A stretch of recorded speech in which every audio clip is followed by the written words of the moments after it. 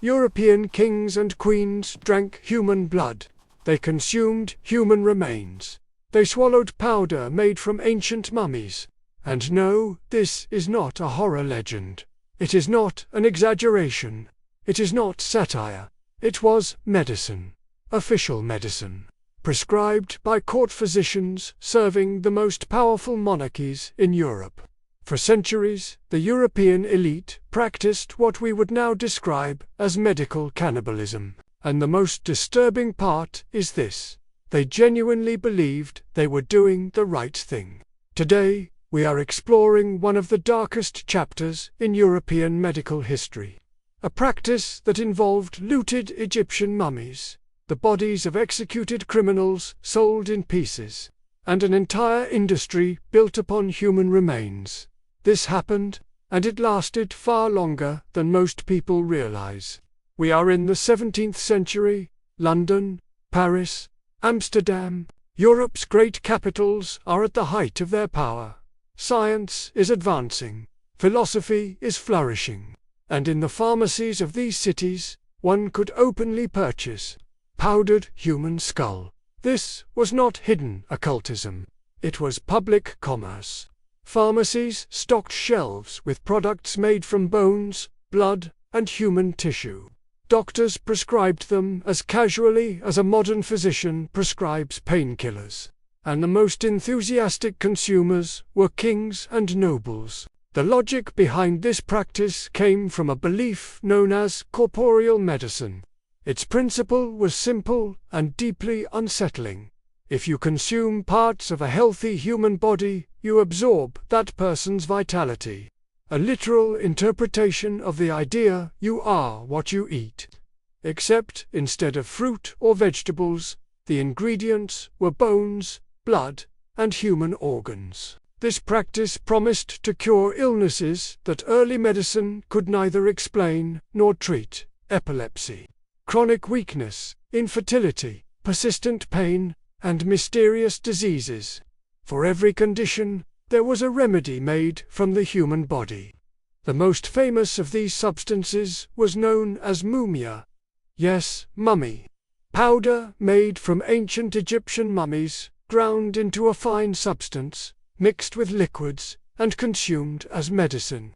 This strange practice began with a misunderstanding. In the Middle East, there existed a medicinal substance called mumia, a natural bitumen with genuine healing properties. When European traders encountered the term, the meaning became distorted.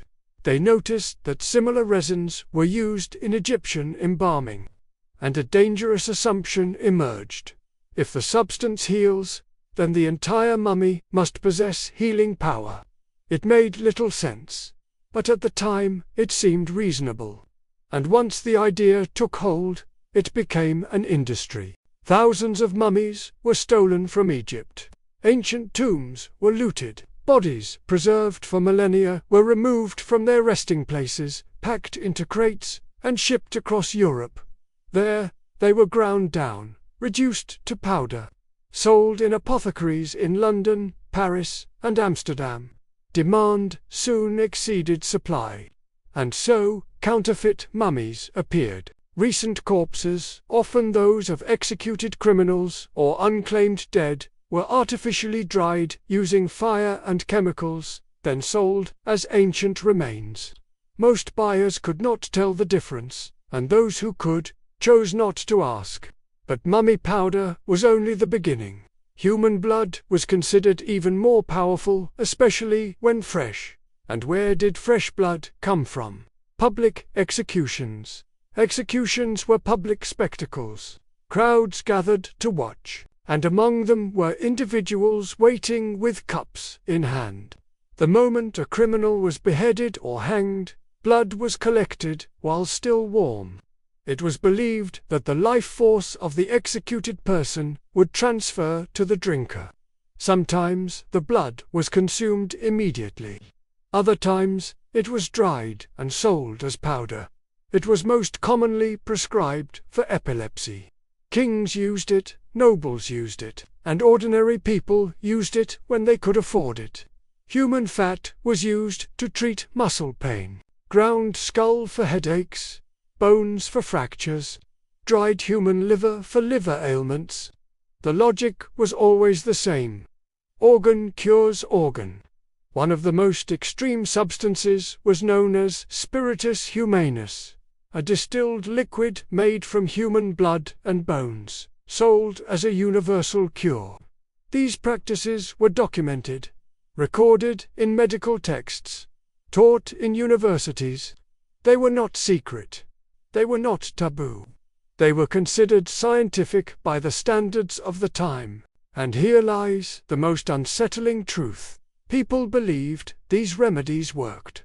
The placebo effect is powerful, and it was strong enough to sustain this practice for centuries. In reality, none of it worked. Consuming mummy powder does not restore vitality. Drinking blood does not cure epilepsy. Human remains hold no medicinal power. Yet these ideas were defended by respected physicians, scholars, and intellectuals. This reveals something deeply uncomfortable.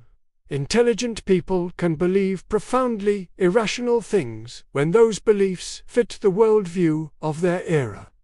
And kings were among the most devoted believers. King Charles II of England possessed a secret recipe made from ground human skull mixed with distilled alcohol. He called it the King's Drops. He consumed it regularly. He still died young, following a stroke. Francis I of France travelled with mummy powder at all times. Christian IV of Denmark collected human-based medicines and offered them as prestigious gifts. This was not shameful. It was a symbol of status. The Church's position was complicated. While condemning cannibalism, it simultaneously venerated relics made from saints' bones and blood. The boundary between faith, medicine, and superstition was blurred. And these practices continued throughout the 16th, 17th, and 18th centuries. They only began to disappear when medicine truly embraced the scientific method. When tradition was questioned. When evidence mattered more than authority. By the 19th century, corporeal medicine had largely vanished from Europe. But the damage remained. Countless Egyptian mummies destroyed. Ancient tombs emptied. An immeasurable cultural loss. Even today, museum collections contain old apothecary jars, some still holding traces of powder that may once have been human remains. Silent reminders of a time when the line between medicine and horror was alarmingly thin. This is the story of the Cannibal Kings. Not a story of monsters, but of ordinary people, trapped within belief systems that once made sense, until they did not.